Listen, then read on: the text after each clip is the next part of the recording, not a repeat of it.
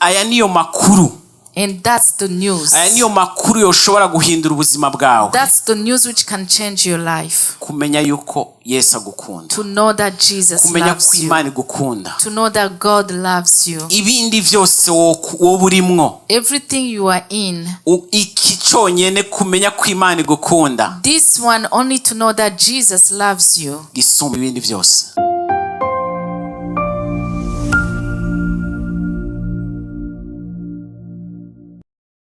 Radio tumaze igihe twumva amakuru. In the radios we hear news. Ahantu hose turumva amakuru. Everywhere we hear news. Abagenzi bacu batubwira amakuru. Our friends tell us news.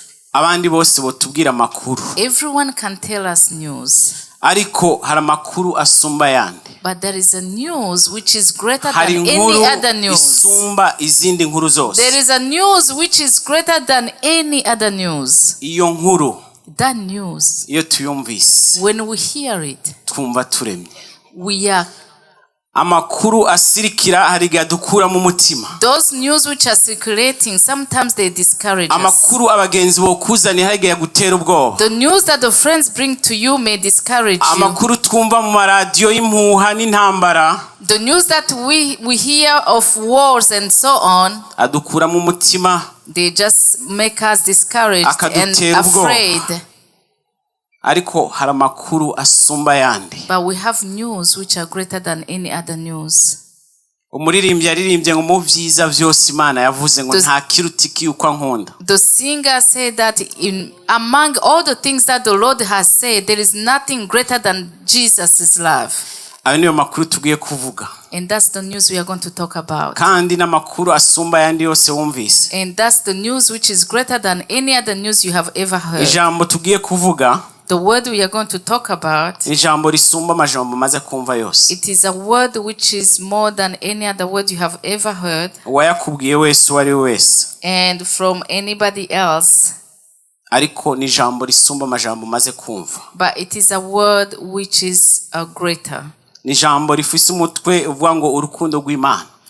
The theme is the love of God. Nico gituma umuririmbyi yavuze ngo mu majambo yose ngo Imana yavuze ngo nta kiruti kuko Imana inkunda. That's what the singer said, that among all the things which have been said, there is nothing greater than the love that God loves me. Aravuga ngo nezerejwe yuko ankunda kandi ntabikwiriye. I am so happy that God loves me when I'm not worthy.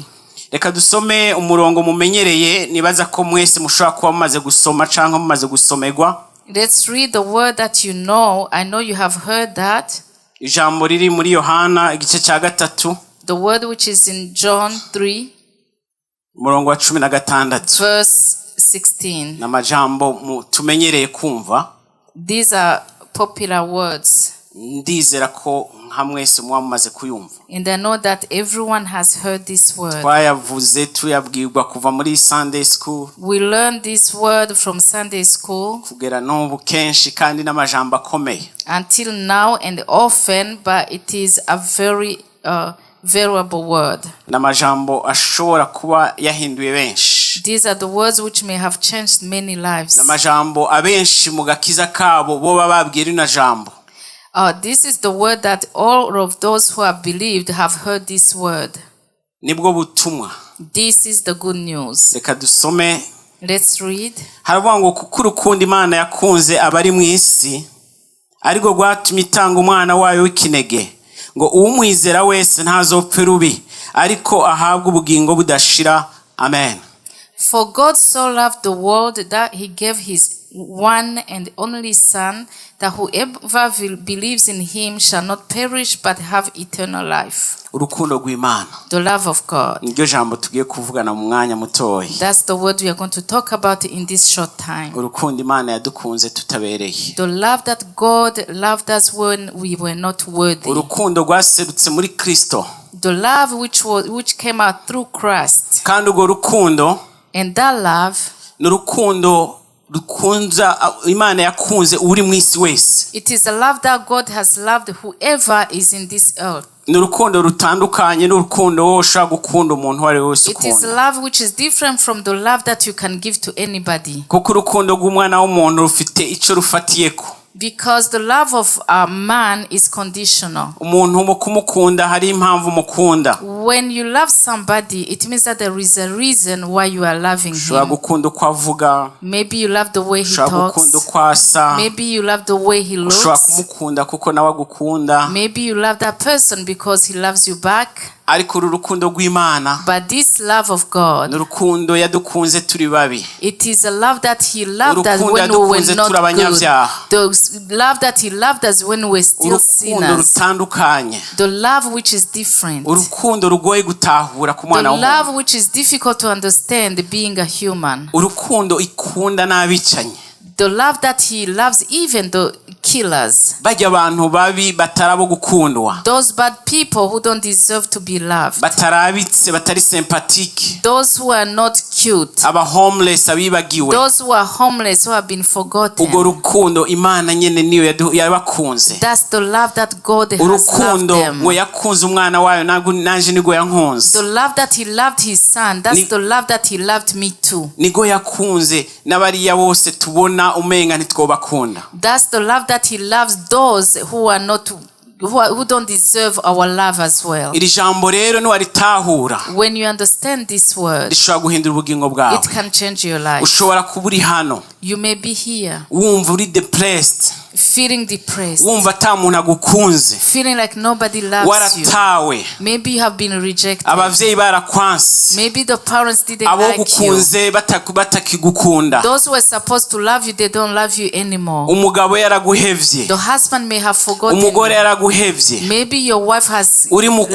kwiheba, you. You are depressed. ukumva yuko vyanse, And you see that there is no way. ukumva yuko udakunditse. And you see that you are not Ariko uyu munsi loved. ijambo ry'Imana rivuga ngo But today the word of God is ngo saying, Imana iragukunda God loves you. kandi gufitiye umugabo imigambi myiza, And he has good plans for you. igufitiye imigambi He myiza has good plans yo for you kugukiza, to heal you. kandi urwo rukundo nyene And that love nigo rwatumye is the one which irungika made umwana wayo w'ikinege, God send his only yari afise son. ari umwe, His only son, begotten son. iramurungika And he sent him kugira dupfire. so that he can die for us. Ntivyari It vyoroshe. was not easy. Imana igihe yarema umwana w'umuntu When God created a son of man, iramushira mu itongo ryiza rya Edeni, he put him into the good garden of Eden. yari ifise umugambi wo kubana kugira imigenderanire myiza n'umuntu, He had a plan to have a good relationship with the man. kandi Imana yami mugendera mu kagoroba ikamuvugisha. And God used to come and visit that man in the evening. Ariko umwana w'umuntu amaze kugarariza aracumura, But when the son of man became rebellious and sinned, nk'uko Imana yari yaramubwiye, yari yaravuze ngo nuwakora kino kintu, nuwajya kuri kino camwa ngo uzopfa. as God has told him that if you eat on this fruit, you're gonna indeed die. Imigenderanire y'Imana n'umwana w'umuntu rero imaze kuvaho, umuntu yari apfuye koko. And when that relationship got cut, in reality, that man died. Umuntu rero amaze gucumura, ubwo busabane bw'umuntu n'Imana bwari buvuyeho. When the man sinned, that relationship was cut. Wa mugambi Imana yari ifise ku mwana w'umuntu, Satani yari amaze kuwica. And the plan that God has on the man was just killed by the Ariko devil. kuko atari gushobora kwica umugambi w'Imana, But because the devil could not kill that plan of God over a man, Imana ikirarondera ukuntu isubira kumuzana. and God looked for a way he can bring back. Ariko hategerezwa kuba igitambo. But they had to be a sacrifice. Imana yategerezwa kongera kuhashita umwana w'umuntu, God had to kind of buy again the man. kandi kamugura amaraso y'umwana wiwe. And he had to buy a price of his son. Nico gituma ngo Imana yacireka Yesu akaba impongano. And that's why God led Jesus to be an Hari umukozi atonement. w'Imana aheruka kunsigura impongano, sinayinzi ico gisigura mu Kirundi. There is a servant of God who explained to me what it means an Yatubwiye ko atonement. impongano ngo n'umwana batanga hama akagurizwa uwundi mwana. He said that in atonement you give your child Nahora and they give you ndavyumva ntazi another ico child bisigura. back. I heard that, I didn't know what it meant. Nico gituma rero That's why aha Yohana ariko avuga ku rukundo rw'Imana, when John was talking about this love of God, yongera kandi kubivuga muri Yohana wa mbere, and he also talked about it in 1 John igice cya 4 ku murongo w'9 n'uw'10. chapter 4, 9 and 10. Arasiguraho urwo rukundo rw'Imana rugaragarira. He explains where you can see that love of God. Reka badushirire kuri ekran uwo murongo igice cya Yohana wa mbere. Let them put on the screen the verse. Umurongo w'9. Yohana wa mbere igice cya 4 umurongo w'9. 1 John chapter 4 verse 9. Kazunga dusomere bamuhe mikro.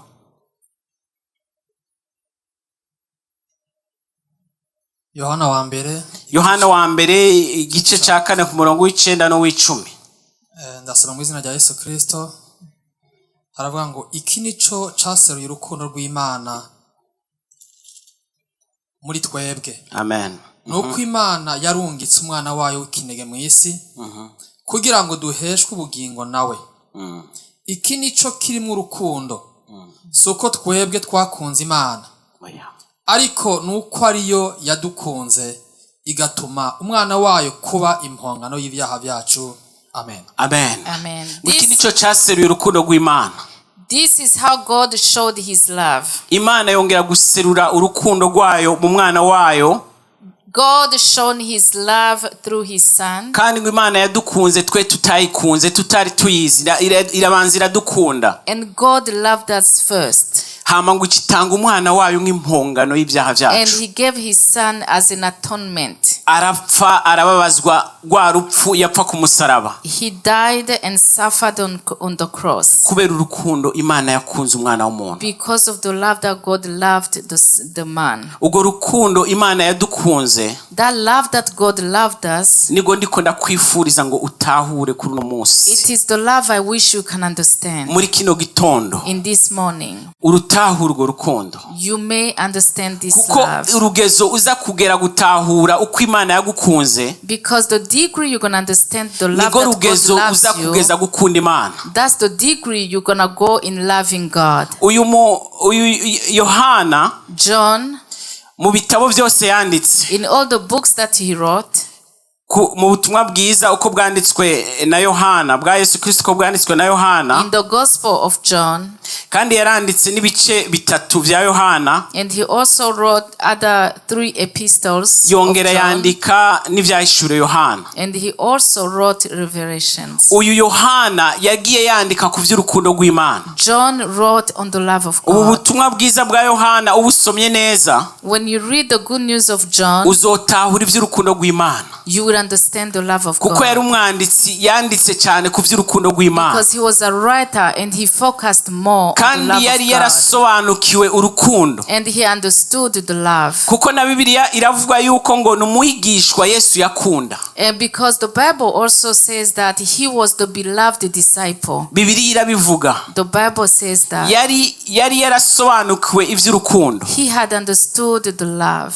Ngo igihe Yesu yagomba kugugwa. And even when Jesus was about to be betrayed, niwe yibibanga. He's the one who gave the secret. Aramubwira ugiye kumugura. He told the person who was going to betray him. Yari afise imigenderanire idasanzwe gusumba abajya abandi. Because he had an intimacy more than anybody else with Jesus. Ivyo turabisoma usomye muri Yohana igice cya 13. And we see that when we read John 13. Ku murongo wa 23. On the verse 23. Nimba yahabonye dusomere. Yohana 13 umurongo wa 23 haravuga ngo hariho umwe mu bigishwa biwe yari yegamiye mu gikiriza ca Yesu bariko bararya. Umwe Yesu yakunda. Bandanya. Simoni Petero amuvunira akagohe ati tubwire uwo avuze uwo ari we. Uyo rero ahengamira inyuma uko yari hano nyene mu gikiriza ca Yesu aramubaza ati ninde ga mugenzi.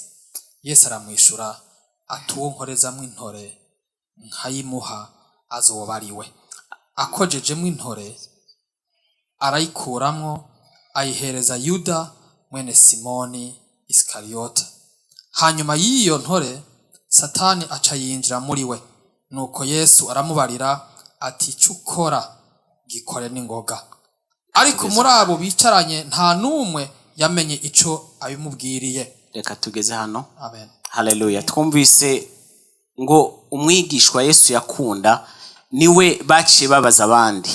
We heard that the disciple that Jesus loved, that's the one other disciples asked. Ahacari gihe Yesu yari mu gihe ciwe ca nyuma. This is when Jesus, it was his last time. Ababwira ko agiye kugugwa. And he was telling them that he was going to be betrayed. Nibatahura ivyo ari vyo. And they didn't understand. Ariko ngo harimwo umwe ngo yararyamye mu kiriza ca Yesu. But there was one who was reclining in the chest of Jesus. Uyu yari Yohana. And that was John. Hama ngo abandi bigishwa baramubaza. And the other disciples asked him. And they just asked him. Mubazi wari we. They say, can you ask him who it Bari is? bazi yuko kubera imigenderanire bari bafitaniye na Yesu. They knew that because of the intimacy that John had with Jesus, aza kumwibira iryo banga. He knew that he's going to tell him the secret. Yohana yari yaratahuye ivy'urukundo. John had understood about love. Nico gituma mu nyandiko ziwe. That's why when he writes, yandika kandi usomye Yohana azogukundisha Yesu. He writes about love, and when you read his letters, he's going to make you love Jesus. Numwigisha yandika cyane ku vy'urukundo. He was a teacher who wrote more on love. Yari yaratahuye urukundo. He understood about love. Urugezo rero uzotahura urukundo Imana igukunda. So the degree you're going to understand the love that God loves you, bizongana n'urugezo uzokunda Imana. It's going to be the degree to which you love God.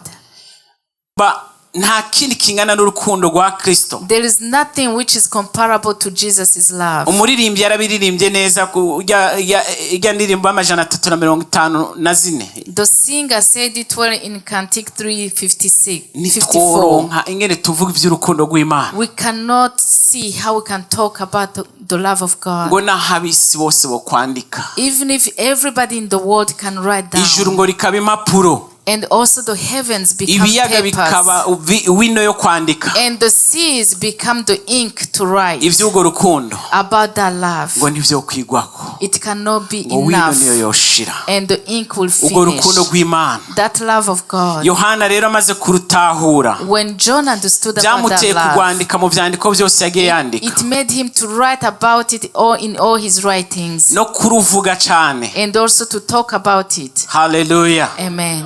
Iyo rero umenye ugo rukundo, when you know that love, bizogutera gukunda Imana. It's going to help you, it's going to push you to love God. Kandi no wakunda Imana. And when you love God, ibindi byose haba kuyikorera, and everything else like serving him, nta uzokurarika. Nobody will have to force you. Haba gutanga, even if it is to give, nta uzokurarika. Nobody will have to push uzotanga kubw'urukundo. You will just give out of love. You will just work out ivyo of love. dukora tuzobikora kubw'urukundo. Everything we do, we're going to do it out of love. Kuko ivyo twokora byose, because everything we can do, bidasugumwe n'urukundo, when it's not out of love, motivation yacu atabaye urukundo, when the motivation is not love, ntaco vyotanga. It's going to be in vain. Nushobora gukunda, you cannot love ureke gutanga, and not give. Ariko urashobora gutanga, but you can give udakunze. Without love. Birashoboka. It's possible. Birashoboka kuba motive par ibindi bintu. It's possible to be motivated by other things. Ariko ndagusaba yuko uba motive n'urukundo. But I ask you to be motivated mu by bikorwa love. byose ukora, In everything you ubikore kubw'urukundo Imana yagukunze. Just do it out of love. Ubikore wibuka urukundo Imana yagukunze. Just do it because you remember the love that God loves you. It's going to make you serve kandi God kwikorera neza, and serve him in a good way. When you remember the love that God has loved us, the love which we did not deserve. Hallelujah. Amen. Imana irungika umwana wayo. God sent his only son. Ngo habaye inama mu ijuru. There was a meeting in heaven. Umuntu amaze gucumura. When a man sinned. Ya migenderanire y'Imana n'umuntu imaze kuvaho. When that relationship was cut between a man and God. Habaye inama. There was a great meeting. Yo kukugira umuntu asubire gucungurwa. So that the man can be redeemed. Kukugira umuntu asubire kubana n'Imana kandi so that the man can have a good relationship with God again. byasabye cya gitambo It required an Imana yatanze atonement, umwana wayo the w'ikinege. sacrifice of God giving his son. Iyo nama ibaye ngo harabura n'umwe. And when out of that meeting there was Dusomye mu nobody. byahishuro Yohana When we read in 5 John 5, oh sorry, ibyahishuro Yohana 5 when we read in Revelation 5, twumve ingene Yohana kandi yabibonye. we're gonna see how John saw it. Mbona umumarayika w'inkomezi nyinshi asemerera n'ijwi rirenga ati ninde bibere ko azingurura kijya gitabo ngo amene ibikimatanije nihagira uwo mu ijuru canke uwo kwisi canke uw'ikuzimu ashobora kuzingurura ico gitabo cyangwa kukiraba. Nanje ndizwa cyane nuko hatabonetse ubereye kuzingurura ico gitabo canke kukiraba. Umwe muri ba bakuru arambarira ati ntacurira iyi ntambwe mu muryango wa Yuda. Amen. Umunago ku gishitsi ca Dawidi yaranesheje ngo azingurure igitabo amene ibikimatanije indwi. Amen. Hallelujah. Amen. Hariho umunago mu gishitsi ca Dawidi. There is the root of David's tribe. Bwira mugenzi wawe ngo ntacurira. Tell your friend don't cry. Amen. Yohana ngo ararira cyane. John wept Abonye habuzo gucungura isi. when there was no one to redeem the world. Ngo ibizima bine abamarayika The angels babatama and the elders, hageze ngo kwico gitabo when they go to the bose ngo scroll, baraba hirya everyone turned the back. harabura n'umwe. There was nobody. Ngo Yohana bimutera kurira And John wept. ararira aravuga ati sirabonye harabuzo gucungura umwana w'umuntu. He wept. He said there was nobody to redeem the world. To Ariko save ngo the world. arabwirwa ngo ntacurira. But he heard a voice which told him, do not cry. Ntacurira. Do not weep. Ntacurira. Do not cry. Hariho intare mu muryango wa Yuda. There is a lion of Uyo the tribe of yaranesheje. Judah, and he triumphed. Uyo yaranesheje He triumphed ngo azingurure ico gitabo. to open the seal. Hallelujah. Amen. Uyo niwe yaducunguye. He is the one who saved Uyo us. niwe wenyene He is the only one yemeye kuzingura ico who gitabo. accepted Ico to open gitabo the c'imibabaro. scroll. Ico gitabo carimo yamoho yambikwa mu mutwe. The book which was contained with thorns. Nta wundi. There was nobody else. Uyo ni Yesu. That's Jesus. Uyo ni wa wundi yaducungura. That's the one who saved Uyo ni wa wundi us, who redeemed yajanjagura us. ibicumuro vyacu. He was the one who was beaten Uwo ni because wa of our wundi Imana sin. yaheba ku He bwacu. was the one who was Arakubitwa. rejected by God. He was Arajanjagurwa. beaten. He was broken. Aramenagurwa. He was broken. Hari ku bwawe. It was because of Hari you. ku bwanje. And it was because of me. Hallelujah. Amen. Niyo mpamvu That's the reason. umumarayika yabwiye Yohana ngo ntacurira. The angel told John, do not weep. Urashobora kuba nawe uri kurarira uyu munsi. Maybe you are crying Urashobora today. kuba ufise ibiriko birakuriza. You may have things making you Ariko iri cry. jambo ryavuze ngo ntacurira. But this word is telling you, do not Reka ribe cry. ryawe uyu munsi. Let it be your word today. Reka wumve ko hariho umwe May you hear that there is Umwe wenyene. somebody yitanze. who gave himself. Yitanze kubera ivyo bikuriza. He gave because of those things which are making you cry. Aragukunda. He loves you Aragomba kugukiza. and he wants to heal Aragomba you. kugukiza ibiriko birakuriza uyu He wants munsi. to heal you those things which are making you cry today. Aragomba kukwereka He urukundo. wants to show you his Ugomba love. kurutahura. You have to understand Kandi it ugomba kugwakira. and you have to receive Umukozi it. w'Imana yaravuze ngo hari igihe uhabwa urukundo ngo ariko ntugwakire. The servant of God says that sometimes you get love and you don't N'uru receive rukundo it. rwa Yesu Even this love of Jesus, yaruhaye ab'isi bose. he gave it to the whole world. Ariko si bose But bagwakiriye. it's not everybody who received it. Ariko nimba uri hano But if you are here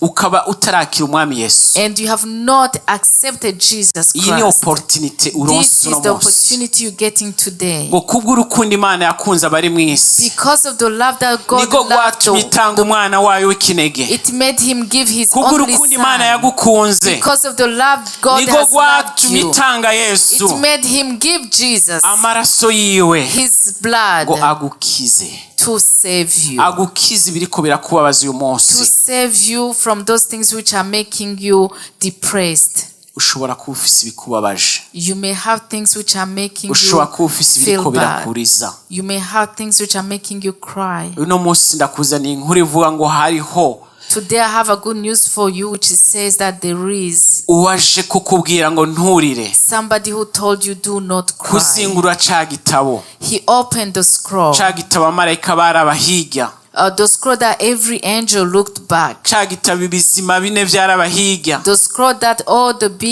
beings, the living beings just looked back. intare w'umuryango wa Yuda The lion of the tribe of Judah. yaraje kukugira avuzingurura ico gitabo, He came so that he can open azingurura that igitabo scroll. c'imibabaro. That's the one which was filled with things to make you suffer. Haleluya. Amen. urashobora kuba uyu munsi uri hano You may be here today utaratahura urukundo Imana yagukunze, and you may not have understood the love that God loves you, cyangwa utaragwakira. and you may not have received it. ndaguhamagarira uyu munsi I call you today utahura urukundo rw'Imana, to understand the love of God, ko yatanze umwana wayo ku bwawe, that he gave his son for you kukugira nturire kandi so that you don't cry anymore, kukugira afundurira igitabo. so that he can open the scroll, the book. uno munsi ari hano Today he is here. ariko arakubwira ngo ntacurira. He tells you do not cry. niki kiriko kirakuriza uyu What munsi? is making you niki cry? kikuremereye uyu munsi? What is making you being heavy and weary? Yesu ari hano kugira gukize. Jesus is here to heal you. yakweretse urukundo rwiwe He's shown you his love mu gutanga ubuzima bwiwe, in giving his life kukugira so that a trading imibabaro yawe, he could trade your bitterness, a trading uwo mubabaro ufise, so that he can trade a your trading ayo bitterness, maganya so that he can trade your anxiety n'ubuzima bwiwe. and his life. ushobora kuba uri hano You may be here. ukiri mu maganya, You may be just in bitterness, ukiri mu mubabaro, and anxiety. ariko hariho amaraso ya Yesu But there is the blood of Jesus yamenetse ku bw'ivyo, which was shed for that, kukugira ngo agukize, so that you can be saved, kukugira ngo ukire. so that you can be healed. nimba uri hano utarakira umwami Yesu, If you are here and Tugomba you have gusenga not Imana. received Jesus, we are going to pray. reka abandi twunamike amaso dusenga Imana. Let us bow down. reka nsaba umuntu wese atari bwakira umwami Let Yesu me ask whoever hasn't received Jesus, ahagarara ahari. he may stand where he is. birashoboka Maybe it is possible. birashoboka ko waje hano utarakira umwami Yesu. Maybe you haven't received Jesus as your Savior. Yesu ari hano, Jesus is here. yagupfiriye ku musaraba. He died for you on the cross. uno munsi urava hano ubaye icyaremwe gisha. Today you're going to become a new creature. arashaka kuguha ubuzima He bushasha, wants to give you a new life. ubuzima butarimo umubabaro, A life which doesn't ubuzima have butarimo bitterness. agahinda, A life which doesn't have sorrow. ubuzima butarimo kurira. A life which doesn't have Yesu cries. nibwo agomba kuguha. That's the kind of life Reka God wants to ndagusaba give uhaguruka aho you. uri. Let me ask you to stand up where you are. uhaguruka aho uri, ntibigutere Stand up isoni. where you are. Don't be ashamed.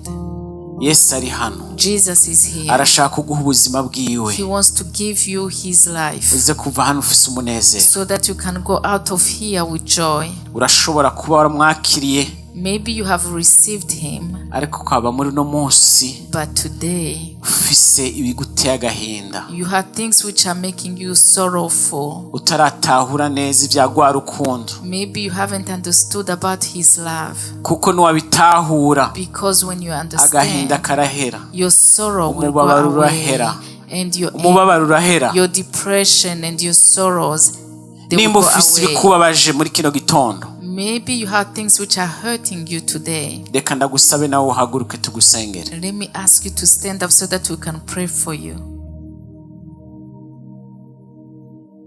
uhaguruke. Yesu arashaka kuguha amahoro. Stand up. Yesu Jesus arashaka wants to kuguha give you umunezero. peace. Jesus wants to give you peace and Reka- joy. reka dusabe pasiteri yegere hano. Let's ask Pastor to come forward. Reka twese duhaguruke dusenge Imana Let's all stand up kugira and Imana pray idutahuze more urukundo rwayo. so that God can make us understand more about His love. Urukundo yadukunze ntidushobora kurutahura uko rungana. The love that He loved us, we Ariko cannot understand how much it ariko is. ndasaba ngo Imana iduhe kurutahura gose. But I'm praying that God may give us to understand The it. more turutahura, the more tumukunda. Because the more we understand, the more we love Him. Hallelujah. Amen. Reka dusabe pasiteri dusengere. Let's ask Pastor to Wamajambo pray for y'Imana. us. Rakoze mwami Yesu. Thank you, Jesus. Ndagushima kubw'ijambo ryawe Thank nibwo ari you for ubuzima. this word which is life. Iryo nirwo rufatiro And this is the foundation watanze ku isi. that you have given this world. Warakunze, You have loved uratanga. and you gave. Tanga umwana wawe w'ikinege, You gave your son umwizera wese so that whoever believes in him ntazapfe rubi, will not die ariko ahabwa ubugingo but budashira will amahanga. have a life. Reka urwo rukundo rw'umwana wawe mwami Yesu That love of your son Jesus, urutere mu ishengero ryawe. plant it into your church. Urwo rukundo watanze papa, That love that you have given, utanga umwana Father, wawe w'ikinege. you gave your only begotten Muri kino son. gitondo In this morning, nirwo rukundo dukeneye that's the love we mu need. mitima yacu. In our hearts, Twuzure urukundo let rw'Imana. us be filled with the love of Nigwamara God. kuzura muri And when it's twebwe, gonna be filled, urashobora kugaragara mu bandi. it's gonna be seen by other Pawulo people. warahagarara arabivuga, Paul said it, naho twagura urukundo and he said, if we lack love, tukavira imisozi ikimuka, and we can move mountains, tugakora ibitangaza, and we can do miracles. tudakundana, If we don't love each ngo bwa vyoba other, ari ubusa. everything will be in Mana, urwo vain. rukundo rw'umwana wawe God, let that love of your narusavye muri son, kino I gitondo, ask for it this rutere mu morning. mitima yacu, Plant it in our rutere mu hearts. bamama, Plant it in our rutere mu ladies. bapapa, Plant it in our rutere mu fathers. basore. Plant it in the young Urukundo rutagira men. ubujyajya, The love which doesn't urukundo have, rutabeshanya, the love which doesn't urukundo lie, rutirarira, the love which is not urukundo proud, rudakunda ibyago. the love which Ubwo doesn't, nirwo which is rukundo not dukeneye selfish. That's the love mu we ngoro need yawe mwami in Yesu. your church. Turasabye urukundo rwawe mwami We pray Yesu, for that love, Lord. rwerekane mu mitima yacu. Show it into our Reka abantu hearts. barubemwo, Let people live reka in it. turugenderemwo, Let us walk in reka it. tuvuge urukundo rwawe, Let us talk reka about it. twerekane urukundo rwawe, And let us show reka it. twerekane urukundo wadukunze And mwami let's show Yesu. the love that you have Ubwo nibwo loved us. buzima, And that ubuzima is buhoraho, life. The eternal life. ubuzima udushakaho. The love that you Ni want us to urukundo rwawe live. Mana, It is your love. utwuzure Let it fill hanyuma us. tugwerekane. And let us show it. Mwami Yesu Overflow. urakoze. Thank you, Hezagira Jesus. umukozi wawe Bless your servant yatenze rino who jambo, gave this word. umwongereze Mana. Increase. Ndagushima ko I thank you, Mwami Yesu Lord Jesus, wamuhaye ijambo that you have given twari us the word dukeneye, that we ko needed twotahura so neza that we can ko understand ijambo ryawe that it is your ari word. urukundo. It is love. Urakoze Mwami Yesu. Thank you, Jesus. Ndahezagiye ubwoko bwawe, I bless your ndahezagiye people. ishengero I ryawe, bless your church. ndahezagiye abana bawe Mana. I bless your Reka children. Mwami Yesu Let Lord urukundo Jesus, rwawe your love ruganze ingo zacu, dwell in our urukundo families. rwawe Let your love ruganze abagabo n'abagore, dwell in the woman urukundo and rwawe men. Mana Your love, ruganze abana bacu, aho tugenda hose wherever we go, twerekana urukundo, let us show your tuvuga love. urukundo, Let us talk about tuvuga your ibyo love. wadukoreye, Let us talk about tuvuga you did for iby'agakiza us. Mana, Let us talk tuvuga about iby'umusaraba, salvation, about the cross, tuvuga iby'amahoro, about peace, tuvuga iby'umunezero. about joy. Ubwo nirwo rukundo rwawe Mwami And Yesu, that is your reka love. ubyuzuze mu ngoro yawe Mwami Fill it Yesu. into your church. Ndagushima Mana, We thank you, kumva God. gusenga kwacu. you hear our Mana, prayers. ndasengeye ubwoko bwawe, Lord, we pray for your people, abagwaye hagati yacu, those who are sick among us. ndasavye ubakize. I pray that you heal them. Abagwaye hagati yacu, Those who are sick among us, ari indwara ziriko ziratera, There are so many diseases coming up. ari ibicurane biriko biratera, The flu and cold. abantu bariko baragwara mana, And people are having. abana bariko baragwara. The children are getting sick. Reka mpamagara amaraso ya Let Yesu me call upon the blood of yivange mu Jesus ngwara z'abantu bariko baragwara to mana. just heal those people who are Duhagaze mu sick. ijambo rivuga We stand in your word. imishishagu yawe mana In your stripes. niyidukiza mwami They are the Yesu. ones healing Abari us. ngaha Those who are here n'abari muhira and those who are home n'abari mu bitaro, and those who are in the ndahamagaye hospitals, mana I call imbaraga z'amaraso ya upon the Yesu power of the blood ahumana of ingwara z'uburyo Jesus. bwose Just heal mu every izina kind of rya disease Yesu. in Jesus' Turahakanya name. ingwara, We refuse ubushobozi bwose butera ingwara mana The power which turabwimuye gives disease, we kubw'amaraso. cast it out Mwami in Yesu the name of urakoze, Jesus. ndagushima ko mana We thank you, God, imishishagu yawe that your stripes nidukiza. are the ones Mwami healing us. Yesu Lord Jesus, udukize. heal us. Urakoze mwami Yesu, Thank you, Jesus. ndagushima ko I thank you utugiriye neza, that you do it good to kubw'ijambo us for your word. turaryakiriye, We receive it turarikomeye amashi and we clap mu izina for rya it Yesu Kristo, in Jesus' name. amen.